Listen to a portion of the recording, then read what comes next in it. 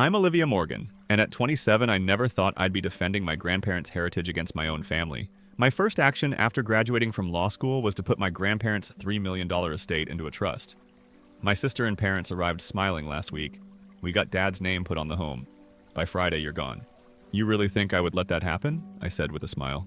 Their expressions upon seeing who was waiting on the porch after they returned with the movers? Priceless. Please, let me know where you are seeing this tale in the comments section before I begin. Please press the like and subscribe buttons if this speaks to you. I promise you'll want to see this family drama play out.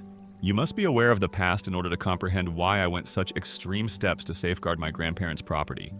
I was raised by my grandparents Harold and Martha Morgan starting when I was 5 years old. Richard and Elaine, my parents, almost left me behind to work in another state. In reality, they were living a carefree life, alternating between plans to get fast money that would eventually fail. The lovely Victorian house where I grew up was located in a Boston neighborhood that was historically significant. Along with a number of other priceless assets and investments, the house had been in my grandfather's family for 3 generations. It was thought to be worth about $3 million. To me, that house was just home, the location where I discovered what true family meant. It was by no means a negligible amount. The aroma of freshly made muffins would rouse me each morning, thanks to Grandma Martha. She would tell me, "Get up and shine, little lawyer." Grandpa Harold taught me how to fish in the little pond at the neighborhood park long before I even thought about going to law school. As I twisted line after line, he was infinitely patient. We would each have a book in the library and periodically share portions that caught our attention while we sat there in the evenings. For me, the silent times spent with my grandparents were priceless. I gained knowledge of the principles that will guide my life: integrity, diligence, and responsibility. "Your word is your bond, Olivia," my grandfather used to say. "You lose something you can never get back if you break it." Grandma placed a strong emphasis on freedom and education. When someone tries to knock her down, a woman needs to be able to stand on her own 2 feet. At best, I had a complex connection with my younger sister Valerie and my biological parents. Perhaps twice a year, they would come, generally around Christmas when presents were anticipated, or at random when they needed money. Exaggerated devotion, brief inquiries about the performance of Grandpa's assets, and a tearful tale of unforeseen costs and demands for loans that were never paid back were the same routine for every visit. Dad had declared bankruptcy twice before I was 10 years old. Mom had sold everything from timeshares to magical diet pills and a number of dubious business endeavors. They always pursued the next chance to get wealthy living above their means. Growing up, Valerie, who is 7 years younger than me, observed and learned from them. She had mastered their methods of entitlement and manipulation by the time she was a teenager.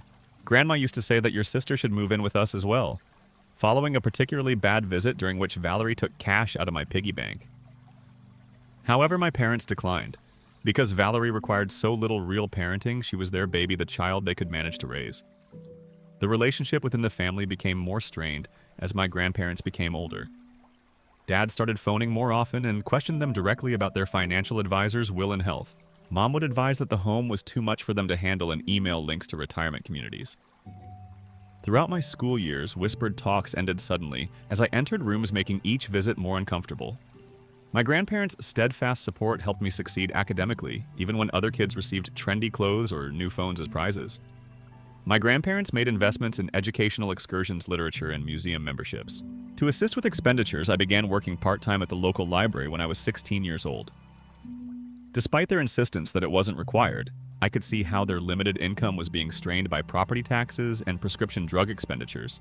An occurrence in our community affected my choice to pursue a legal education. When I was a high school senior, the son of an elderly couple, the Wilsons persuaded them to sign a power of attorney and then drained their accounts, resulting in the loss of their life savings. I was disturbed by the powerlessness and treachery they went through. I was interested in learning ways to stop this kind of unfairness, particularly for elderly people who are more susceptible. As my grandparents' health started to deteriorate, college and law school were difficult. Grandpa's cardiac issues necessitated many surgery. Early-stage dementia was identified as Grandma's condition. I declined scholarships to more esteemed universities further away in order to attend a nearby institution, which allowed me to live at home and assist with their care.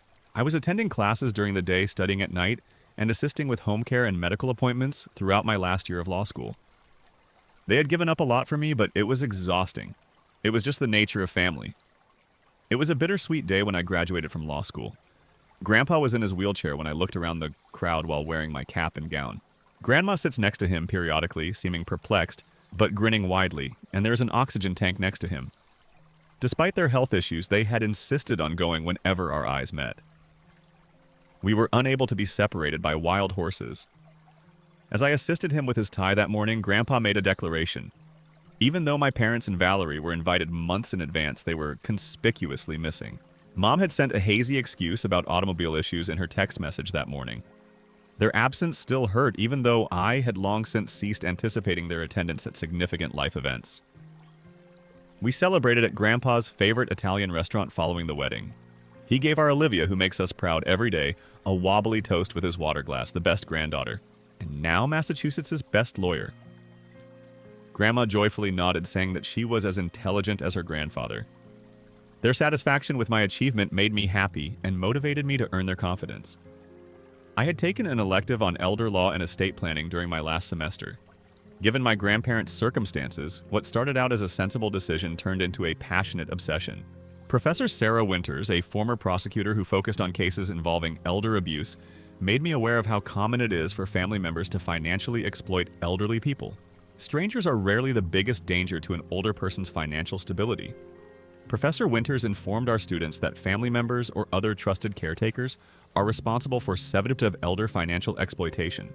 The cash loss is frequently less terrible than the feeling of betrayal. Her remarks struck a deep chord with me.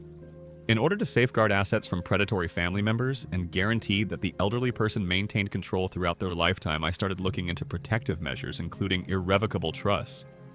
I became increasingly alarmed as I began to see the similarities between the case studies we studied and my own family's circumstances. I scheduled a confidential meeting with Nancy Hoffman, an elder law expert who Professor Winters had suggested 2 weeks after I graduated. I had access to my grandparents' financial records because I had been assisting them with bill management, so I brought copies of these. Nancy went over everything in detail. Her face became increasingly worried. "Your intuition is right." Finally, she informed me that there is reason for worry given the behavior pattern you have mentioned, and your father's recent property value questions. Significant protection would be provided by an irrevocable trust, but your grandparents would have to prove an involuntary flight. Have you spoken to them about this? I didn't worry that they would ignore my worries, because they were dedicated to their kid. I plucked up the guts to gently bring up the topic that evening. After supper. At first, Grandpa responded just as I had anticipated. Despite his various facets, Richard would never attempt to take us home. His voice was rough with emotion as he demanded, "He is still Olivia, my son." As she frequently did when she was nervous, Grandma was silent and twisted her wedding band. "Why would you think that, my love?" When she eventually inquired, I grudgingly told her what I had seen. The growing number of visits if they experienced a decline in their health, the inquiries concerning their investment, and the overt indications that the property would require too much effort. After that, I revealed to them something I had been hiding. While assisting Grandpa with his computer, I came across an email from Dad to a real estate agent asking about comparable sales in their neighborhood and the possible market worth of their house. Grandma started sobbing softly. He took out a $50,000 loan. She acknowledged that she had given up on a business opportunity 5 years prior. He committed to repaying it plus interest. However, your grandfather was upset last Christmas when he inquired about it. Said that we had enough money. We owed him for bringing you in rather than him, so we didn't miss it. Grandpa had become more and more pallid. Finally, with a tone of disappointment in his voice, he remarked, "Show me that trust information again." The process of creating the Morgan Family Trust started when we met with Nancy Hoffman 3 days later. Several meetings with lawyers, financial consultants, and the bank were necessary due to the intricate legal procedure. We set up the trust so that while they were alive, my grandparents would still have complete authority and benefit from all assets. However, I would take over as trustee after their death. To shield them from future claims or exploitation, the house, their financial portfolio, and other priceless belongings were moved into the trust's hands. We were completely confidential throughout the procedure. My grandparents kept the arrangement a secret from everyone, including their closest friends. I was still living with them, starting my job at a small family law practice and taking care of them at the same time. Nothing had changed in the eyes of the outer world, but I slept easier knowing that their house and legacy were safe from whatever plans my parents could be considering. Grandpa's health drastically deteriorated 6 months after we set up the trust. We had assumed that his heart ailment was the cause of his weariness, but it turned out to be advanced stage pancreatic cancer. At best, the prognosis was bleak 3 to 6 months. It destroyed us. My parents somehow learned of his condition quite fast. They abruptly started making calls every day and coming to visit once a week, which had never happened in all the years I had lived with my grandparents. In order to assist, Valerie even took a leave of absence from her work at a nail salon. Nevertheless, her assistance mostly involved searching cupboards and closets for valuable goods when she believed no one was looking. In the yard one evening, I heard my parents talking to each other. They believed that everyone was asleep, but I had been up fetching Grandpa his medicine. We must act fast when the elderly guy leaves so she doesn't have time to conceal whatever Dad said. These days, Mom is very perplexed. Anything we put in front of her, she will sign. Olivia, what about her? Mom inquired. She is now a lawyer and is always observing. She is a recent law school graduate with no prior legal experience and student loans. Dad laughed. If she causes difficulty, we will grant her a little amount in exchange for her silence. Otherwise, we will challenge any will on the basis of improper influence. She has been residing here, relying on them, and perhaps even controlling them. Who would trust her more than the real kids like us, as they proceeded to discuss how they would sell the property, liquidate their investments, and finally enjoy the lifestyle they deserved? I remained still, the glass of water in my hand getting warmer. Valerie enthusiastically contributed her own thoughts on which antiques would sell for the most when she joined them. I was physically sick. Nancy Hoffman confirmed that all of the trust paperwork were correctly filed and impregnable when I checked up with her the next morning. Despite her assurances that the protection was strong, she cautioned me to be on the lookout for any efforts to get my grandma to sign fresh paperwork. Grandpa appeared to sense the vultures circling him as he became weaker after my grandfather's death. He held my hand with unexpected power one evening. As I sat with him while he gasped for air, he said, "Make me a promise that you will keep your grandmother and this house safe." Olivia, it's more than simply property. It is the tangible representation of our sacrifices, love, and family heritage. That was never clear to Richard. Where I see memories, he merely sees financial signs. I assured him that I would cry uncontrollably, and he nodded in satisfaction. He fell into a coma 3 days later. Grandma and I were beside his bedside when Dad died quietly the next morning. Grandpa would have preferred a modest and respectable funeral. To honor his life, a few close friends, neighbors, and former co-workers came together. After the service, my parents and Valerie departed right away, saying they had a long travel ahead, came 20 minutes late, and wore garish clothing that wasn't acceptable for a funeral. Dad grabbed me aside before he left and questioned me directly about the will and the date of its reading. I gave a brief eulogy that highlighted Grandpa's moral character, his kind counsel, and his unwavering love. As I looked out at the little party, I came to the realization that love shared, not material prosperity, is the true test of a life well lived. By that standard, Grandpa had been extremely wealthy. Following the funeral, I had to face the fact that I was Grandma's only caregiver. Grief sped up her dementia, which had been developing gradually. On certain days, she recognized me right away. On other days, she kept asking when Grandpa would return home. Every time I had to gently tell her that he was no longer there, witnessing her heartache for the first time. I took on cases that I could mostly work on remotely, rearranging my work schedule to spend more time at home. When I had to be in the office or in court, I hired Margaret, a kind home health aide, to watch for Granny. We developed new nighttime routines such as viewing vintage films. Looking through old photo albums and reading aloud from her favorite books brought back memories of Grandma's early years. In her increasingly hazy mental state, these pursuits appeared to stabilize her and offer oases of clarity. Every now and again, my parents would call to inquire after Grandma's health in a manner that sounded more like an investment check than a sincere concern. As Grandma grew more weak, I got more careful each time I gave her less information. Grandma contracted pneumonia 6 months after Grandpa passed away, and despite intensive therapy, her compromised immune system was unable to combat the illness. As she had desired, her last days were spent in quiet in her own bed at home. I played the classical music she and her grandfather had enjoyed, and I read to her from Jane Austen, her favorite author. She experienced a moment of total clarity on her final night. After giving me a quick glance, she clasped my hand. She said, "Elizabeth, conflating me with my mom. I'm really pleased of the lady you've changed into." She faltered, then caught herself. "Look after our Olivia." She fell back asleep before I could clear up her uncertainty. She didn't wake up again, silently moving through the darkness. I still have her hand in mine. Even smaller than Grandpa's funeral was this one. My folks weren't there at all, sending a generic bouquet of flowers along with a note that their secretary has signed. I wasn't shocked. My awareness of their actual character has been tragically verified. In the little cemetery where generations of Morgans were buried, I laid my grandma next to my grandpa.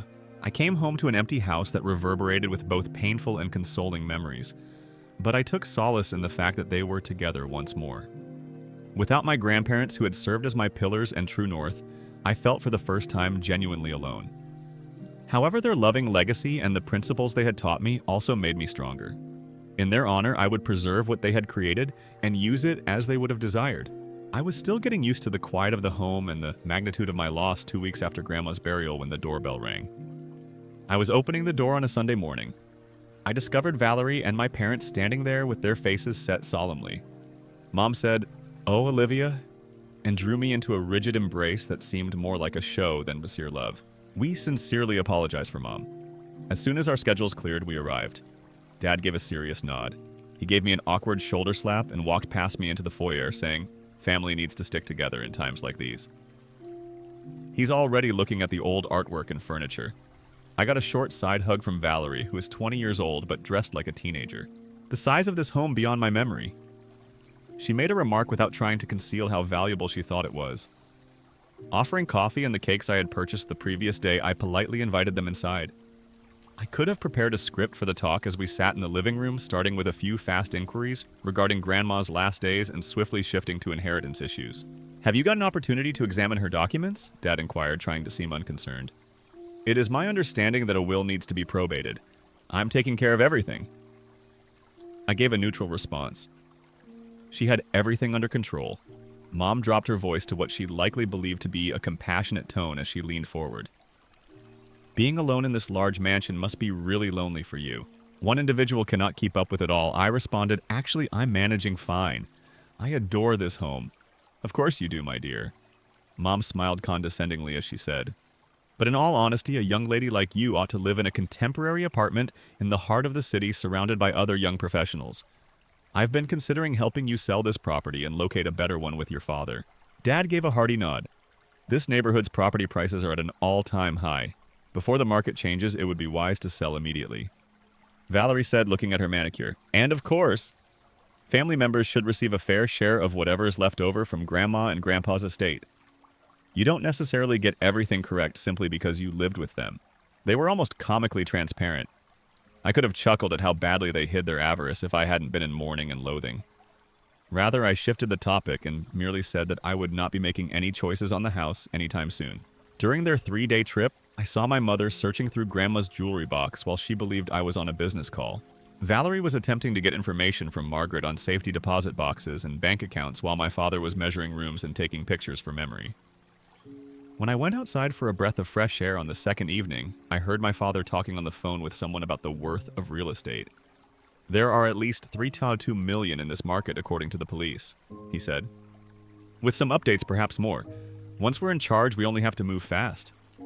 Later that evening, I discovered Valerie's laptop's open browser window displaying search results for disputing inheritance and challenging a trust. I looked through the browser history and saw queries for how to prove undue influence and local estate attorneys. I gently challenged them at breakfast the next morning. "You all seem really interested in the house and Grandma's possessions, I've noticed." Calmly, I said, "Are you looking for something in particular?" Dad reddened, but he got over it fast. "I'm only attempting to assist you in resolving your issues, honey. With your new job and all of this pain, you already have plenty on your plate." Mom gave a forceful nod. "All we care about, sweetheart, is you." Valerie pointedly said, "We want to make sure everything is fair because it's such responsibility for someone so young." In their senior years, Grandma and Grandpa may have been confused. I just nodded and told them that I understood their worry, but that everything was under control. With pledges to return soon to continue their assistance, they departed later that day. I contacted Nancy Hoffman as soon as their car moved away to give her an update. She reassured me that the trust was safe, but cautioned me to exercise caution. I didn't hear from them for a few weeks. I started to hope that they had moved on and accepted the situation. At work, I was working on a new case and was just starting to develop a pattern that wasn't centered around providing care. All 3 of them strolled up the front way when they unexpectedly returned. Their faces were victorious as I was heading off to work. Dad had a packet of papers with him. Fake pity soaked his voice as he murmured, "Good morning, Olivia. We must discuss your living circumstances as much as we would like to avoid it." Mom came forward with a strained smile. "In our safe deposit box, we discovered a few documents. Your grandparents signed an older will many years ago. Being their only child, you are leaving everything to your father. An attorney has confirmed it for us. Additionally, we have documents proving that Dad has been given the house, Valerie cheerfully added. You believe that everything is protected by the trust, evidently invalid in cases when a previous will exists. Dad held the album packet out to me. We're not irrational. You have till Friday to pack your belongings. A buyer for the residence has already been found. I felt an odd serenity descend upon me as I gazed at their arrogant faces at the packet of documents that I was certain were fake. Do you truly believe I would permit it to occur? Quietly, I asked. Their self-assurance briefly wavered, but Dad soon recovered. Whether you like it or not, this is occurring. Olivia Friday. Leave by midday. I yelled after them as they turned to go. You might want to speak with a superior attorney who understands the difference between a real will and a fake before making any final decisions. Dad's expression grew glum. Please don't threaten me, woman. There are those who are aware of the law besides you. They departed with the assurance that they had won thanks to that last shot. I presented the scenario to Jake Thompson, a colleague from my business, who specialized in fraud cases, over the phone right away. If you can get copies of those documents, bring them to me, he urged. This sounds like a fake textbook. The following 2 days were spent getting ready for the confrontation I knew was imminent. I collected all the trust records, got in touch with the bank and security firm, and put together a small group of helpful lawyers. I sensed Grandpa's presence next to me on Thursday night when I sat on the porch swing, which is his favorite position. I'm not going to allow them to steal your legacy. The evening air, I promised. Not a single bit of it. I took immediate action after my family departed with their false documents and threats. Together with the protective impulses my grandparents had fostered, my legal training came into play. An inheritance was no longer the only issue here. It was about standing up to years of entitlement and manipulation and keeping my word to preserve my grandparents' heritage. I started by calling Jake Thompson, who specializes in fraud cases and is the greatest litigator at my company. Would you be able to visit us tonight? I inquired. Using fake paperwork, my family is attempting to take my grandparents' inheritance, and they are giving me till Friday to leave. Jake and his paralegal showed up within an hour. I provided all the trust documentation, including my grandparents' medical records attesting to their competence. I had continued to record my parents' questionable actions and my memory of the false statements they had just made when I signed the notebook. They are committing many felonies if what they showed you is what I believe it to be. Forgery, fraud, attempted theft by deception, Jake stated with a stern face. To be sure, though, we must see those records. Nancy Hoffman, who had assisted in creating the trust, was the next person I called. I informed her that they were making their move, and it was just as blatant as we had anticipated. Nancy was soothingly composed. Olivia, the trust is unbreakable, but we have to request an urgent injunction to stop any fraudulent transfers or deeds from being recorded. Tonight I will draft it, and tomorrow morning I will file it. I resort to sensible security precautions while my legal team mobilizes. A locksmith came that afternoon after I asked him to replace all of the locks in the house. I then got in touch with a security firm to have cameras installed at every entry. In the evening, the house was safe from intruders. I called my bank one last time to make sure that every account was secured and marked for suspicious behavior. Having known my grandparents for decades, the bank manager was horrified by my predicament and personally put alarms on everything related to the estate. As night fell, I arranged all of the trust's paperwork, making many duplicates that were kept in various places. One is safe in my house, Jake in another. Digital versions are stored in encrypted cloud storage, while a third is with Nancy. Our security could not be jeopardized by a single point of failure. My phone started buzzing with calls from Valerie and my parents that evening as I was going over everything. They were sent to voicemail. The texts swiftly turned into threats when Dad suggested that we discuss the matter like adults. You don't know who you're playing with. My father's last voicemail snarled. Since I am your father, you will show me respect. The money and the home belong to me, and I will get them no matter what. Jake and Nancy put together a bigger legal team, which I met with the next morning. Estate litigation expert Sophia Rodriguez looked over our paperwork and approach. Their assertion that a previous will supersedes the trust is wholly unfounded. She affirmed that assets are no longer included in the estate to be divided by will after they are placed into an irrevocable trust. This implies that they either have a very lousy lawyer or more likely no legitimate attorney at all, which any professional lawyer would be aware of. We devised a multifaceted strategy. The first is the injunction that forbids the transfer of any property. Secondly, a letter of stop and desist about their false allegations. Third, if they continued being ready for a possible lawsuit for harassment and attempted fraud. But what about the papers they said they had? I inquired as to whether they tried to file the alleged prior will and property transfer somewhere. We will confront them right away as dishonest, Sophia clarified. The well-executed trust provides us with strong proof of your grandparents' intentions. Additionally, their medical documents attest to their mental competence, the continuous log you maintained, as well as witnesses like Margaret who could attest to their explicit desires during the legal team's work. Using some contacts from law school and meticulous study, I started to compile information regarding my parents' financial misdeeds. In addition to a tax lien and a small claims judgment against my mother for a failed business endeavor in which she had accepted investments but never produced anything, I also recorded my father's 2 bankruptcies. The desperation of my family was evident by Thursday afternoon. In a long-winded social media post, Valerie accused me of manipulating our ailing grandparents and stealing the family's heritage. She tried to sway public opinion against me by tagging old neighbors and extended family. My parents adopted a more direct stance, requesting to talk with me when they unexpectedly showed up at my legal office. I was in court, the receptionist explained. They caused such a commotion that security had to take them out because they wouldn't go. My coworkers were surprised, but encouraging. The experience simply made them more determined to assist me. Later that day, I found out from a worried neighbor that my father had been knocking on people's doors in my neighborhood, claiming that I was mentally ill in an attempt to rally support for their seizure of the property. The majority of the neighbors who had known my grandparents and me for years were wary of these unexpected, worried relatives they had hardly ever seen. I got ready for anything as Friday drew near. In order to observe any encounters, Jake, Nancy, and a notary public would accompany me to the residence. Margaret would also be there, prepared to testify, if necessary, on my grandparents' expressed preferences and mental health. I called the local police department, gave them the rundown, and asked them to be prepared to react if there was a disturbance or an attempt at forceful entrance by my relatives. After taking thorough notes, the officer I talked with assured me that the location would be flagged for prompt attention. In order to ensure that any altercation would be recorded, I lastly installed legal recording equipment in the house's principal room. I complied with the notice requirement by posting conspicuous signs alerting all participants that audio and video recording was underway, even though Massachusetts requires 2-party authorization for recordings. I hardly slept Thursday night mentally rehearsing various situations, yet behind the dread was a solid foundation of conviction. My grandparents would have approved of what I was doing. Defending the house they had tenderly cared for many generations from those who just cared about their paycheck. I would face tomorrow with the courage and morals they instilled in me no matter what. Friday morning was a gorgeous spring day that was clear and bright despite the chaos that was developing in my family's affairs. After a sleepless night, I got up early, had a shower, and put on a sharp blue suit. Naturally, I reached for the pearl earrings my grandmother had given me as a law school graduation present. This surely qualified, she had replied, for big days.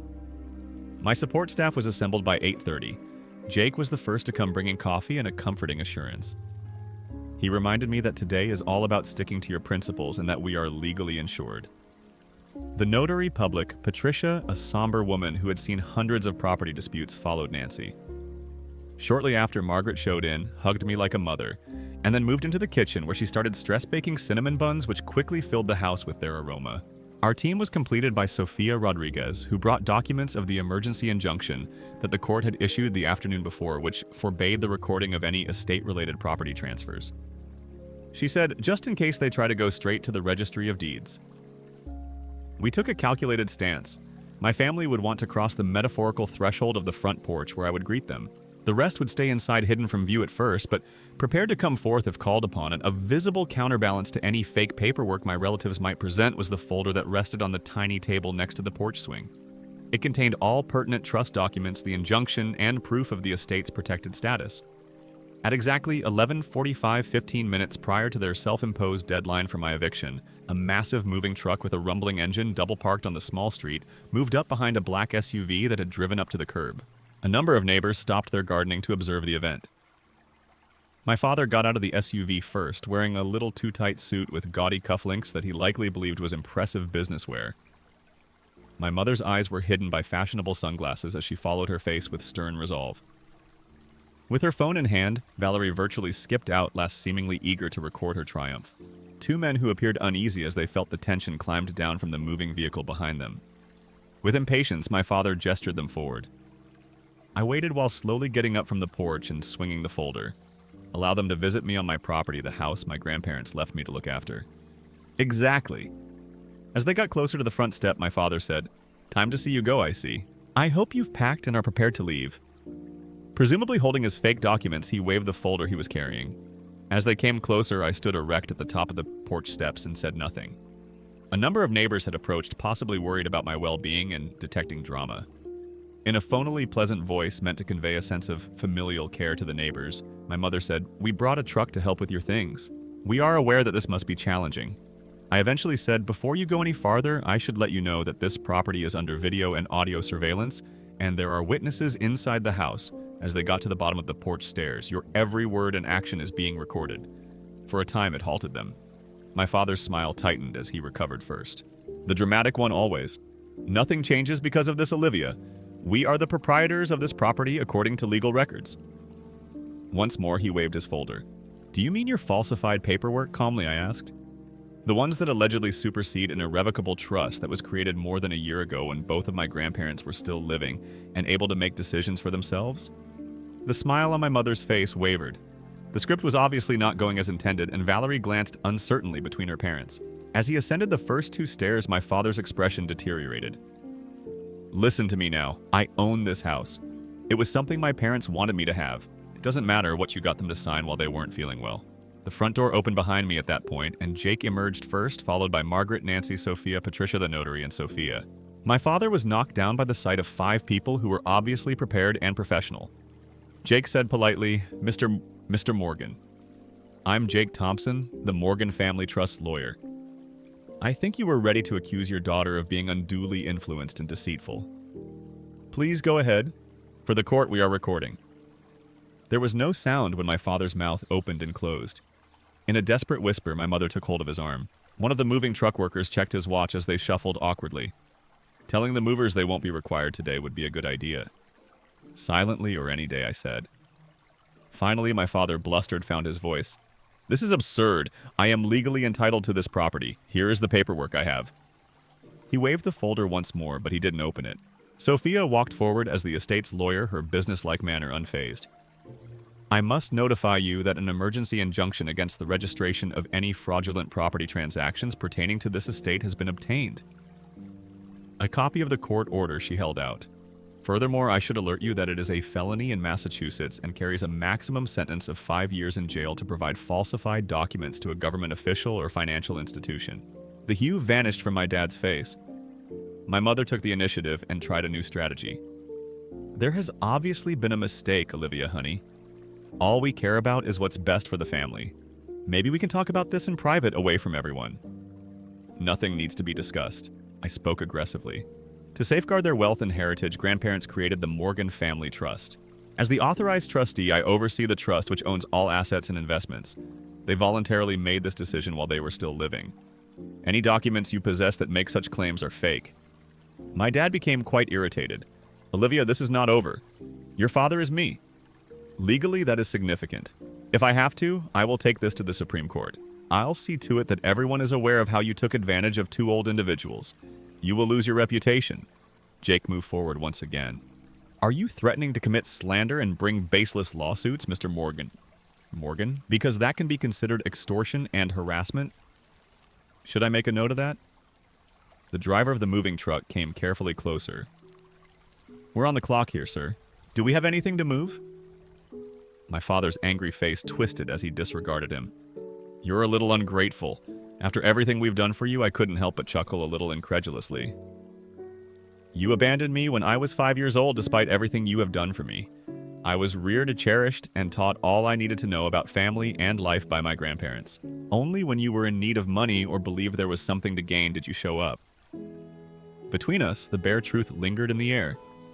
Now even Valerie seemed uneasy. The humiliating dating scene was no longer being recorded as her phone descended. "You should hear what more I have to say." Taking out my phone, I said, I played the tape I had recorded of them talking in the garden in the latter days of Grandpa's life. They clearly planned to use Grandma's bewilderment and completely shut me off as evidenced by their voice. My mom let out a gasp. A frightening hue of purple appeared on my father's face. "That's against the law," he sputtered. "People cannot be recorded without their consent." Nancy, in fact, interrupted.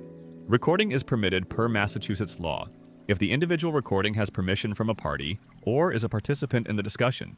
Olivia was there and gave her permission to be recorded. Completely legal." A number of police officers had now shown up in response to complaints from worried neighbors regarding the intensifying altercation. My father appeared to finally realize the pointlessness of his role as they drew closer. "It's not over yet."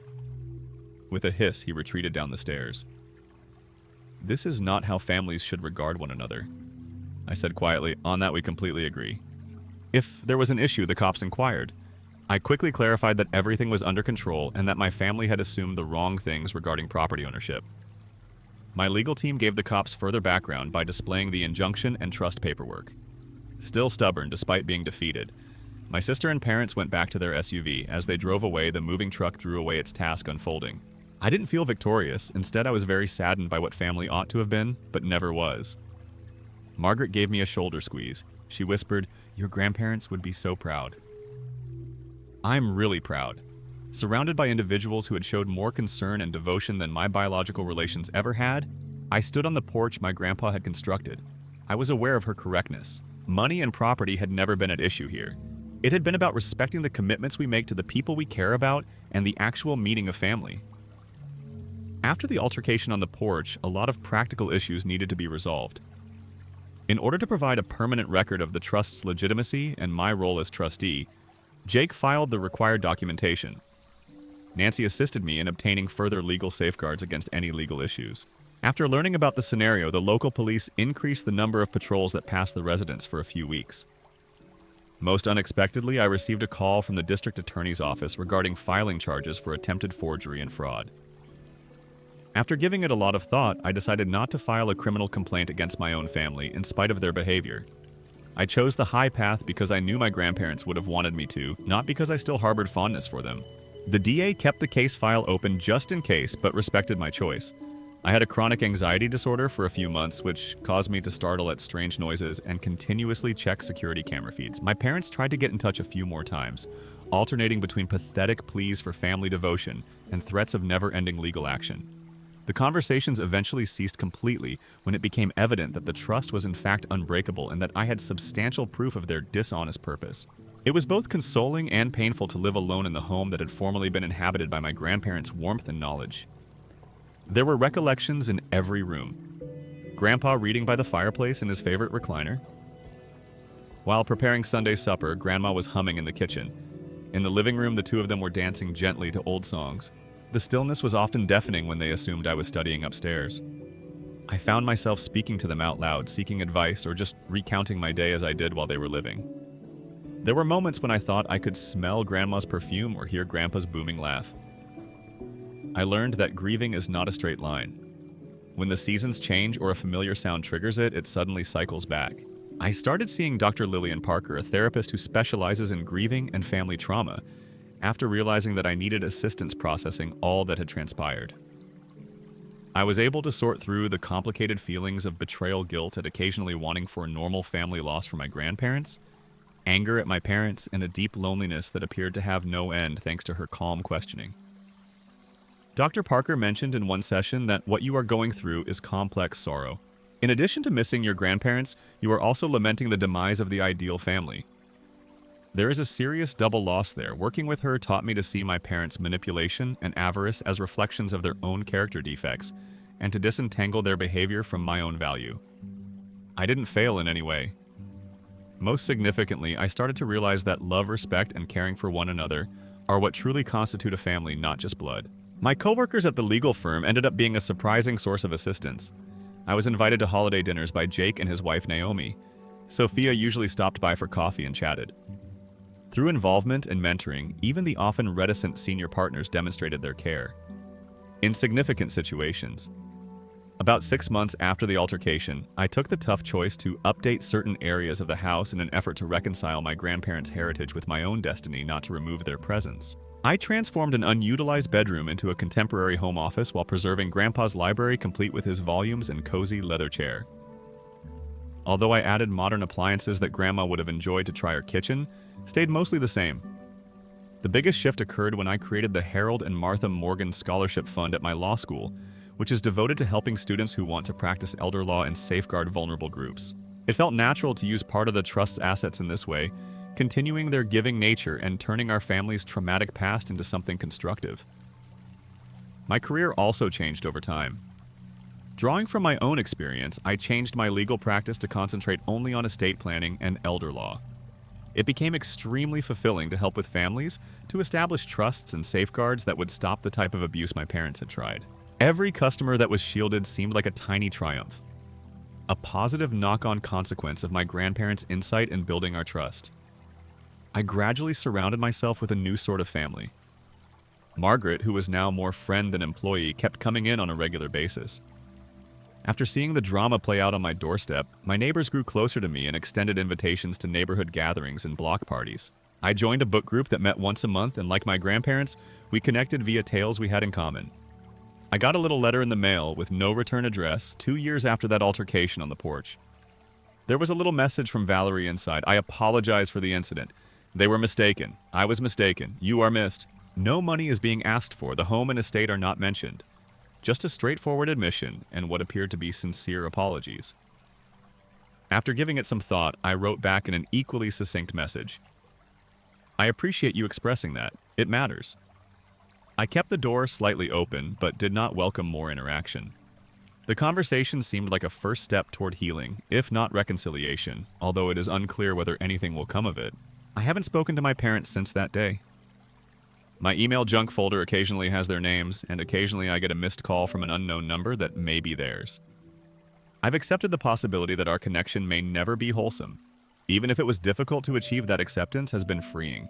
The realization that family is not a surefire source of affection or devotion has been the journey's most important lesson. Respect, integrity, and sincere concern are the foundations of a true family, whether they are ties by blood or by choice. Since my grandparents are no longer with me, I have discovered new methods to uphold their heritage by forming my own select circle of mentors and friends. Some evenings, especially during the spring when the garden that Grandma adored blossoms, I still perch on the porch swing. The house now feels full of memories and opportunities rather than vacant. More than simply property was safeguarded by the trust my grandparents set up. It maintained a base upon which I could rebuild and develop following a loss. My suggestion to anyone dealing with similar issues related to inheritance and family is to just document everything. Follow your gut and keep in mind that defending yourself against abuse respects the people who really cared for you. It is not selfish to stand your ground against those who would exploit the weak. It is a brave and honorable deed. Have you ever had to defend a loved one or yourself from relatives who betrayed their true selves? When did money come into play?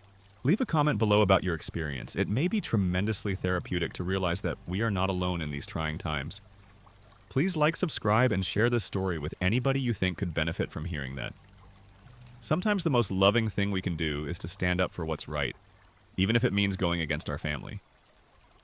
I appreciate you taking the time to hear my story, and I hope it gives you the courage to defend the things that are most important in your own life.